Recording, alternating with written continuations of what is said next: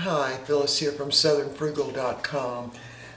Today for lunch, or really kind of a late lunch, I'm going to try to fix some Flammkuchen. I don't think I'm saying that right. Flammkuchen. How about that? Anyway, what it is really a German pizza. And when we went to Cece's the other day, I had never been to that little restaurant. When we went to Whole Foods Market, and I was behind a lady and her son, and the little boy was probably, I'm gonna guess, about 4 years old, and he was real cute. He was saying, "Oh, Mama, I'd love to come here and get the pizza," and so I was right behind them, and then Mr. Bucky was behind me, and so as you know, I was looking at all the different types of pizza they had as you kind of went through the line. And I noticed that this lady took 4 pieces of this pizza that didn't look all that great to me. It had a really super thin crust. So I got some of the other kinds, the little teeny pieces of several other kinds. And of course we got a salad and something to drink. And but anyway, I decided I would get one of those pieces because I saw her get 4. So I thought, well, it looks like she comes here a lot, so she probably knows this is good. So anyway, we sit down in our booth and we're, eating our pizza, and it's all pretty good. Eat our salad. And so last of all, I thought I would try the little really super thin, looked like it was crunchy piece of pizza. And that one, they didn't cut in, it wasn't round, and they didn't cut it in, the pie-shaped pieces. They cut it in little squares, about that square, and it had, I didn't know what it was. Looks sort of like a little bit of cheese and onion and one black olive slice, and I think a little itty bitty piece of ham on that piece that was probably 2.5 by 2.5 inches. Well, now mind you, I was full, okay, because I'd already had several pieces of pizza, the thin ones, and thin slices, and the salad, but I thought, well, I'm just going to try this. Well, it was delicious. It was better than any of the others I had tried. So anyway, of course, it's all you can eat there. So I went back up there and got a couple more pieces, and I ate those. And so then after I finished that one, Mr. Bucky decided he would, get a couple of pieces. So he went back up there, and I said, well, get me one more piece. So anyway, and that's all I've been thinking about ever since for pizza. It was a real crunchy crust and just very tasty. It just was delicious, okay? So he said, well, we can go right back up there if you want to. And of course, I'd be a little embarrassed to do that just for that little pizza. But anyway, I'm going to try to make it. So I spent hours yesterday looking on the internet for a recipe for the dough, the wafer thin dough. And I found several, but I didn't think any of them were exactly like what we had. So I've kind of done a combination of several that I looked at, and we're going to give it a try today. Now, if it turns out, it'll be fantastic. If it doesn't turn out, I've really lost nothing but a little bit of flour, right, and some ingredients. So anyway, I'm going to show you what I came up with. All right, here we go. And remember, we're just trying this out, okay? If it doesn't turn out, I'm not going to get upset. We'll just go up to Cece's and get some more of it. All right, so 2 cups of regular bread flour is what I'm using, just because it's got a lot of gluten in it. Hold on, let me move y'all up there. All right, so 2 cups of, I'm just using a regular bread flour. I got to tell you one more thing. All right, sorry. So as it turned out, the son who's in Germany, he's in the Air Force, is a colonel in the Air Force, happened to call. And so as we were talking, I was telling him about the pizza at Cece's and asking him had he ever gone there. And he said he didn't remember going there, when they were in the States, but he said, the Germans have a pizza that we absolutely love. And I said, well, what is it like? And he says, well, it's called Flammkuchen, is what I think he said. Flammkuchen. I think that's the way you say it. And he said they serve it everywhere over here. He said it's like their version of pizza. And he was telling me the different kinds they got with all kinds of things on them. It doesn't have much on it, just a little bit. Anyway, he was telling me about it. So that really convinced me to keep looking for a recipe. Of course, he didn't know what the recipe would be for the dough because they always get it when they go out to a restaurant. And I think he said that William has to order it every time. I think it was the grandson William. That's who I think he said. Anyway, all right. I'm sorry to go on and on, but anyway. All right, so here's the 2 cups of flour. And I'm going to put 1/2 teaspoon of salt in there. I'm going to just kind of stir that around a little bit. Now the flour was just taken directly from the bag into the cup and then leveled off, so it's not sifted or anything. So, and I tried to make this recipe, from several that I saw, just trying to figure it out. All right, now they don't use much yeast, but they did use a little bit. So this is 1/4 teaspoon of active dry yeast into 2/3 cup of warm water. Now this water's at about 110 degrees because that's what the yeast like. So I'm going to dump that little bit of yeast in there. We'll just mix it around. And I'm not even going to wait until it proves because I already know this yeast is good. I kind of use it for everything. All right, that ought to do it. Now I've got a little extra, probably 1/3 of a cup of water over to the side because you never know on your flour whether you need more or less. So we're going to see if that will work, what I've got here, 2/3 of a cup. And I'm going to use about a tablespoon of olive oil, just about a tablespoon. So I'm going to have to get my hands in it, make sure all that salt is out of there. All right, we're ready. I have to use my hands, so we'll have to do a little bit of kneading. And I want to get my flour because I might need some extra when I start kneading. All right, so you don't need it much, but they did need it a little bit. So I'm going to go ahead and pour my water in. I'm going to dump about a tablespoon of olive oil right on top of that. I'm not even going to measure it. That looks about right. All right, now what we're looking for is a soft dough. So we'll just see how this goes. I'm just squeezing it.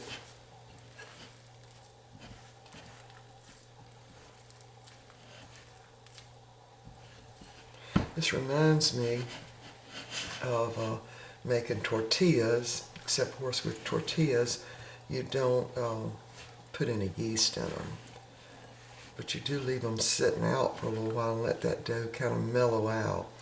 All right, this looks about right, y'all. Let's say it feels about right to me.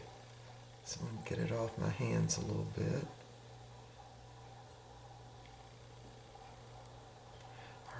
Now, get it all up in a ball here if we can.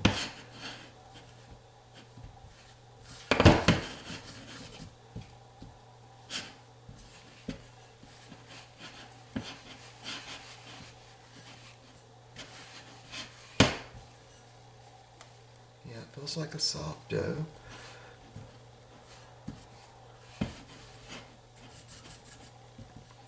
This turns out good. I'm going to be so happy because I just love that pizza. And they only had like the 1 pan of it. And I did notice, other than the young lady who was in front of us, I don't think anybody else got any of it. But anyway, as we were leaving, of course, I had to look back to that line of pizzas and see if they had put any more out because we pretty well cleaned it out. And they had not, so I don't know if it's a very popular one or not. And they did have one there that also looked like it had that really thin crust on it, and it had apple and I think cheese and brown sugar on it. I didn't like that one as well because the other one was so good, It's hard to quit thinking about it. All right, now I'm thinking this is going to make 2 of those very thin crust, 2 of them. And because I think I can eat a whole one myself. I really do. So we're just going to get all that flour up.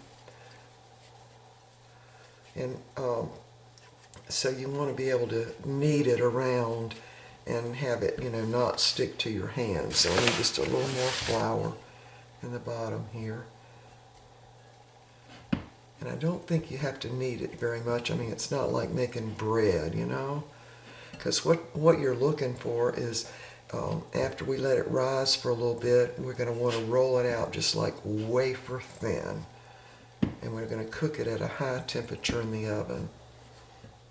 All right, let's see if that'll do it. Now it's definitely a soft dough. And you can, any kind of kneading that you do works, because what you're really trying to do is stretch out that gluten in the flour. So even doing it this way, I'm just pinching it under and doing like that. That works. Or you can put it down and turn it over and mash it down like that. But all you're looking for is for it to get to the point where it's not really like sticking to your hands. And that way you've got your flour-water ratio right. And we're about at that point now, I think. Let's see.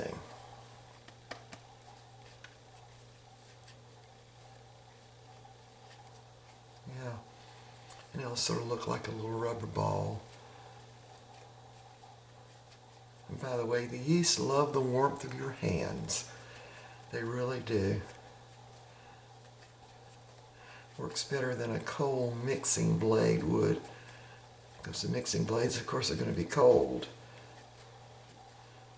All right, I think we're at the point where it's not really sticking to my hands now.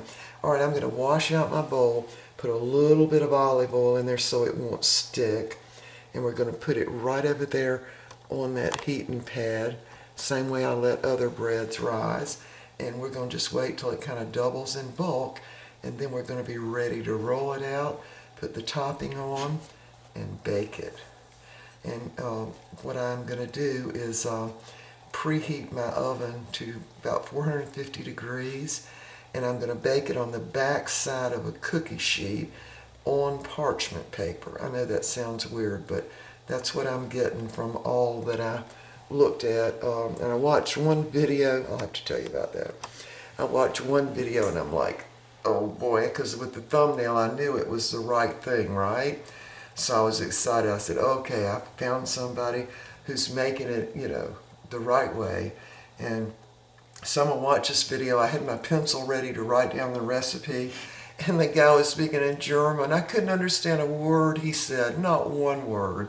And so anyway, that didn't work, but I did watch his technique, and that I did understand, but I couldn't understand a word he was saying. All right, so we'll be back when this rises up, doubles in bulk, and I'll show you how I'm going to roll it out. We'll be back in probably 45 minutes to an hour. Find a clean finger here.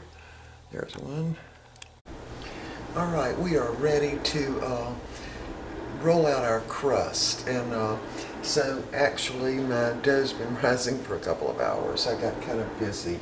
But before I start rolling that out, I want to show you this. Now the recipe calls for creme fraiche, and I don't have any, so what I did was I had a little bit of cottage cheese in the refrigerator, and I just put that in my Vitamix and ground it up, so I'm going to use that kind of as a substitute. I don't know if it'll work or not, but we're going to find out.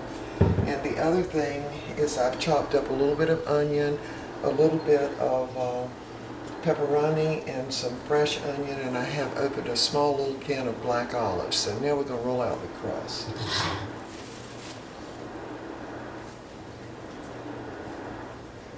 So I'm going to take half of it. All right. Now I've preheated my oven to 450 degrees, and I'm going to actually cook this on the back of one of my stainless steel pans on the lower rack in the oven. And again, I've got the oven at 450 degrees. So we need to roll this out paper wafer thin. And so I've added, now my stuff is going to actually cook on this piece of parchment paper. So I'm going to need a little flour for sure.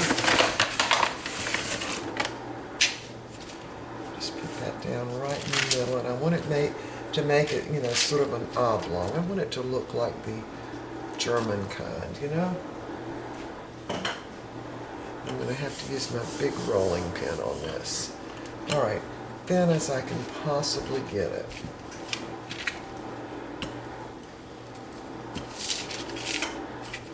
We're running the dishwasher, so sorry about the noise.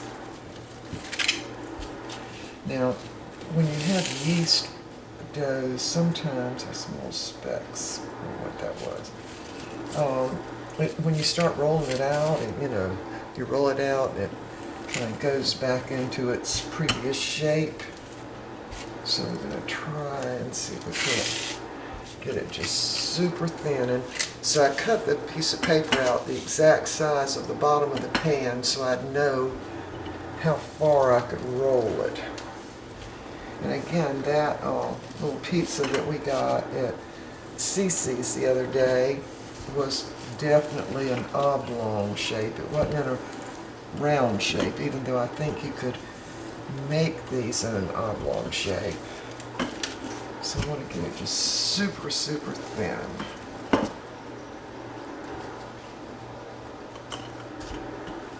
Super thin, super thin. Now watch this. Can you see that when I roll it out? Watch, it's going to slide back. See that? So you just have to keep rolling it and mash it really, really hard.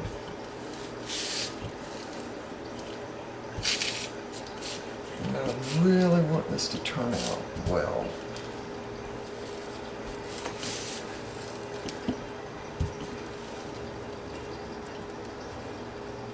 Sleeve up a little bit. Alright. Now my directions on the parchment paper said that it was withstand temperatures of 420 degrees. And my oven's 450 degrees, so we just don't see. Just wanted to tell y'all that in case I don't know, I don't think we'd have a flame up in the oven, I really don't, but wafer thin is what you're looking for, because that's what's going to make it really crispy. Alright, I think that's about the best I'm going to be able to get it, even when I stretch it. See if I can stretch it a little bit. See, it wants to go back.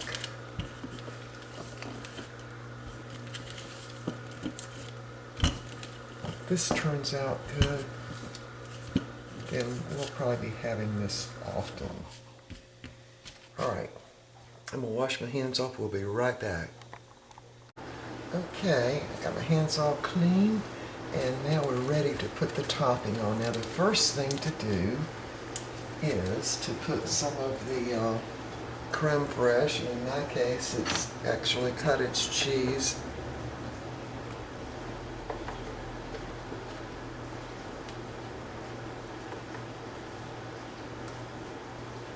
That's probably about enough. I want to get out my Italian seasoning while I'm here.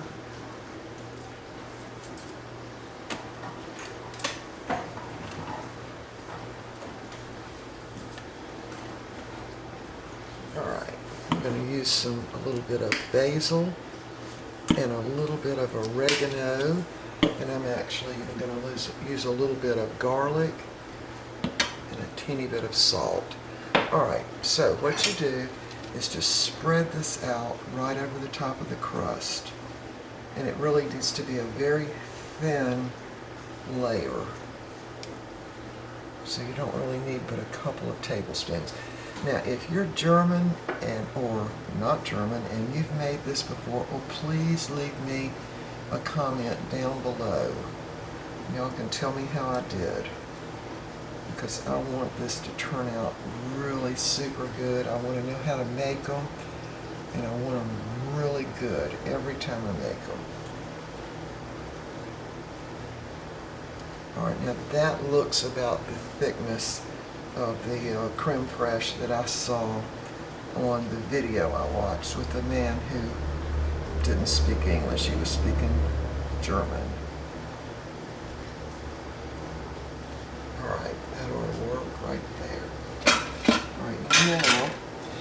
Now, in Cece's, the way they did, they had it stuff on top of it just in a very thin or sparse way. So I've got some super thin sliced onions, which I was able to do with my new knife. All right, so I'm just going to gently put those out on the dough and the creme fraiche. This turns out, I'm going to be so happy. I keep thinking I wanted to put some olive oil on the bottom of the pan where I'm going to cook this, but I couldn't figure out how to quite do that and not have it burn before I could get, because you have to heat the pan up. So the pan's been in the oven for probably 10 or 15 minutes. All right, now I've shredded some pepperoni, because you don't want putting much. Just kind of spread that out on there.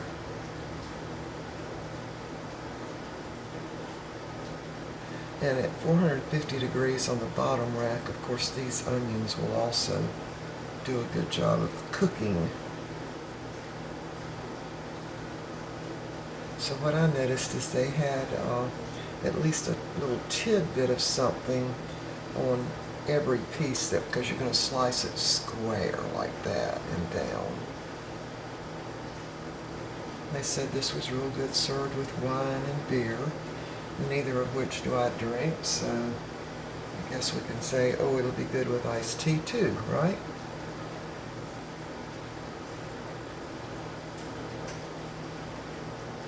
And I really, it's not that I don't not drink alcohol because of any religious beliefs, even though I was raised Southern Baptist. I don't drink any kind of alcohol because it makes me not feel good. It's a downer, you know, it takes me down. Of course, sometimes I think I need to come down a little bit, but anyway, I just don't like any of that taking me down. But I also don't like stuff that, you know, really hypes you up like chocolate does, and that's really why I don't drink coffee, and I drink decaf tea. I just like to try to be even all the time, you know? All right, that ought to be enough. Now I'm going to just put some olives on here, black olives that have been sliced, which I thought on the Cece's pizza were really good. You don't want to put too many, so it's not like an American pizza where you just have globs of stuff all over everything. This would be a good little something to have for a New Year's Eve party, I think. You know, something to nibble on, something different. Now, they fix these in brick ovens over in Europe. And I'm sure here some people have the brick ovens, but it's not Italian, it's German or French, not Italian, just so you know. All right. I think that ought to be about enough. I don't want to get too many. All right, now, I'm not going to take y'all with me because the oven's at 450 degrees, and I'm going to need to use my pot holders to slide my pan out and just plop this right on top of it, and then we're going to bake it probably, I'm guessing, about 8 minutes or so. So, wait, we forgot something. I want to sprinkle a little bit of garlic on, just because, just a very thin layer of garlic. A little bit of basil. I'm going to put that in my hand to spread out because I don't want much. Just a little bit. Teeny little bit.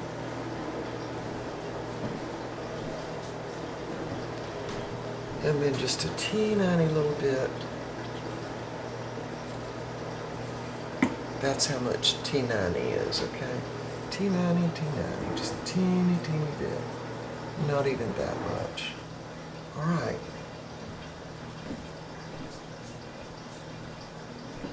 I'm very excited. So I'm going to have to use this pan to get it over to the oven. And then once I get the other pan out that's really hot, I'm going to slip this over on the other pan. All right, when this gets done, we'll be back. All right, I just took this out of the oven after 10 minutes, and I really would have liked to have cooked it longer than that. But anyway, I'm now going to slide it all onto a wire rack because I want the bottom of it to stay crispy. Let's see if I can get those pieces cut in two. It'll work to stay crispy. Hopefully it will. It's crispy. All right. Y'all see that? But I do want it more brown. So with the next one, I think what I'm going to do is put some olive oil on the back of the, really it was a cookie sheet or whatever. All right, I'm going to taste of it. It's definitely crispy. See what it looks like?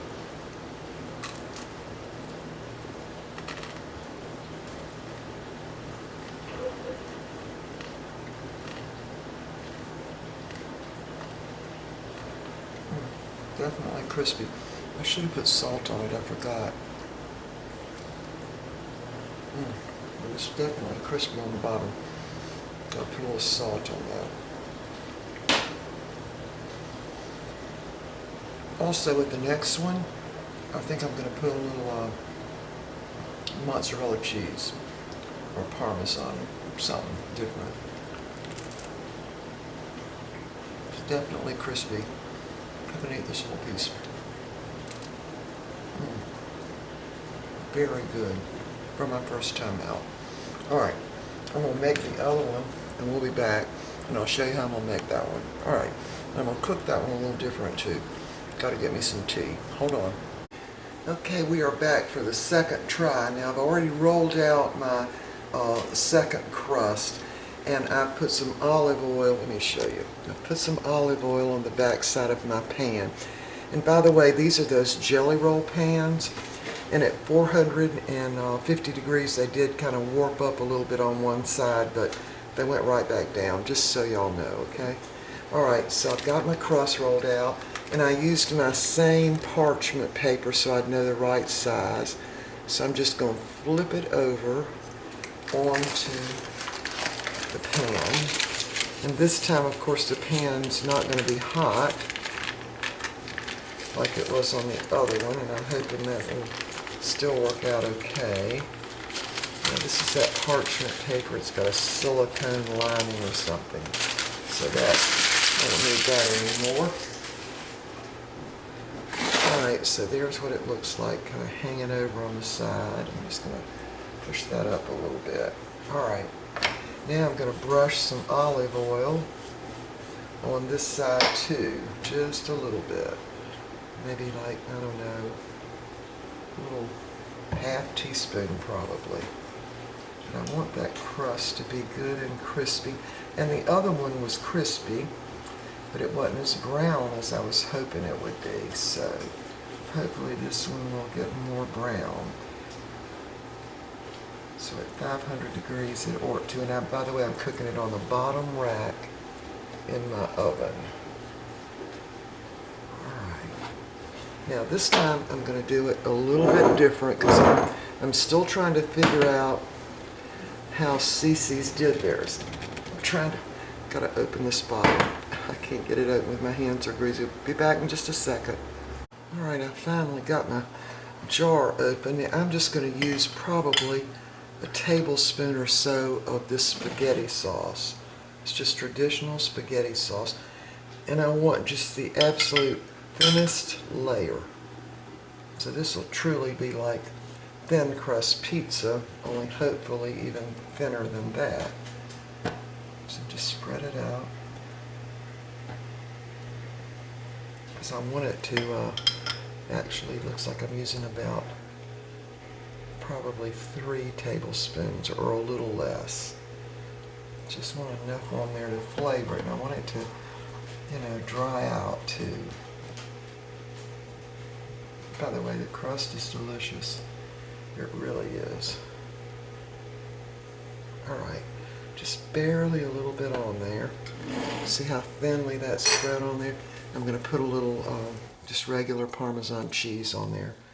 Not much, just a little sprinkling. Because really, a while ago, I forgot to put the salt on.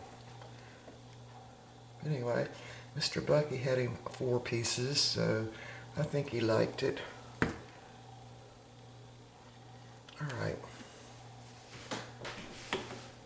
Try my hand out, because I only want a little bit of basil and a little bit of oregano, just a little bit. I'm just going to barely sprinkle that over it. Just a teeny, teeny bit. And I know the Italians are going to call this thin crust pizza. But that's not what I'm going to call it. All right. Ready for some just shreds of pepperoni.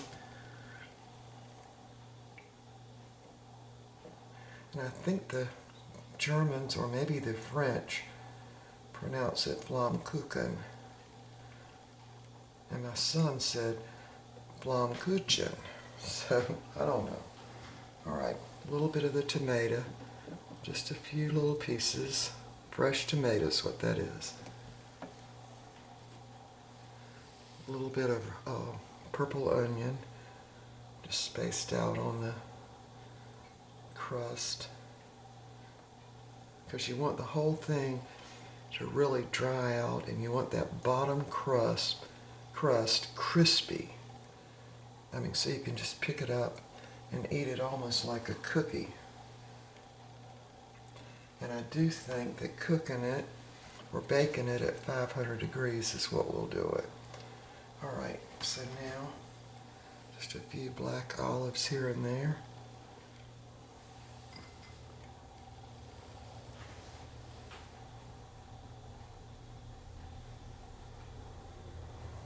Now I'm going to put the recipe for the crust and how to cook it down below on the description, but I'm not going to put anything about the topping, because really you can decide what topping you want. One of those that they had at Cece's had apples and cinnamon on it, and it was good, but it wasn't as good as the one. I think it had tomato sauce on it, because after all, Cece's is Italian, right? I think. All right, it's going to go in the oven at 500 degrees. I'm going to give you a close-up of that for about 10 minutes, I think, or to do it. Anyway, as soon as this one gets done, we'll be back. All right, the second one's all done now.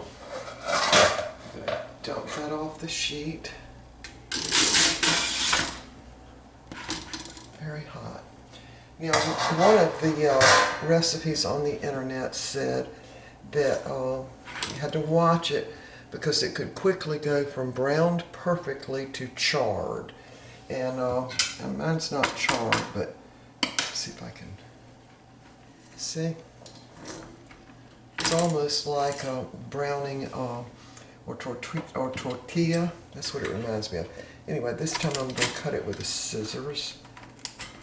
Right down the middle. Still very hot. Extremely hot, in fact. Let me see if I can turn that around. And I think the little dark brown in the middle, I think that's probably that Parmesan cheese. So next time I make it, I think I will use some other cheese maybe. To hold it with my pot holder here because it's still very hot. And this one's definitely going to be crispy, so certainly the olive oil made a difference. I'm going to go ahead and cut big pieces because we've already eaten most of that other one. And it's super hot. But it is crispy, and that's exactly what I was looking for. Super crispy. Oh, there's the second one. Compared to here's the first one. Quite a bit of difference, huh? And I'm looking back on it now, I think that the only thing that Cece's could have done is put some, spaghetti sauce or pizza sauce on it. All right, this is cooled enough. I'm going to taste of it. There's what it looks like on the bottom. All right, we're going to find out if this is the same as Cece's was. I'm going to try it. It's cool now.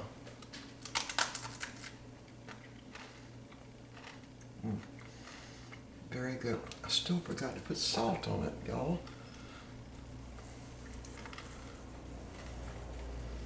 Now let's try it. This is it. Very good. Much better than this one with just what they would have called the creme fraiche or the cottage cheese ground up in the food processor that I use. This looks like the German version, but this is the one I like.